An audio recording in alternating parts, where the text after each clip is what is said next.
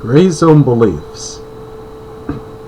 Today, I'd like to talk about this, and I guess I'll go into what I mean that we have the status quo that believes in a Christianity or most likely some kind of religion, and they also believe the government should be in public education, hospitals, insurance regulation, whatever.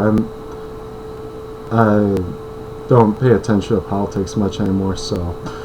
And then you have the other end, which is if I'm to take the same principles and apply them forward with God and government, I say anarchism and atheism. And in between those two, there's this gray zone of beliefs, which I'm going to talk about. I'll say that agnosticism and minarchism aren't the same thing. And, for example, one thing I noticed was about a year ago, Melanie got in a debate with some agnostics, and they were condescending to him, so he psychologized them back. And I don't think anything is wrong with your wiring if you have a belief or a lack thereof, or you're uncertain of it. If you have let's say that there's two camps. There's and I find this interesting, is that the most people I talk to that are in the gray zone in religious beliefs, they're agnostic, they're not deist. And with libertarianism, they're minarchist.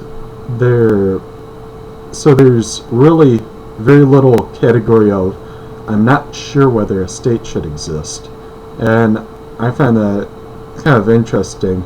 Whereas in religion, well, I'm not sure God exists or not, but these people, very few compared to agnostics are deist, where, well, I think there's a miniature God or that, just created the earth. So I'm just trying to figure out, why that is, and anyone that has ideas, feel free to leave comments. I'm just kind of contemplating on what drives people to say, well, I'm certain about the government and that should exist or not, but I can't be certain about God. And what is why is it this agnostic camp is different than minarchism, but that's the popular gray zone, at least in my experience, at least in the people I've talked to. I don't know, maybe some people have talked to other people that believe different. There's one state agnostic, I guess I could say, would be Harry Browne. I listened to his radio show years ago, and he talks about, if we privatize the schools, the roads, the everything else, I'm not sure. Maybe we could have life without government and move on. So I guess I'll put Harry Browne in that category. That's the only person I've known to ever have that position. I find it interesting. What's your take on it?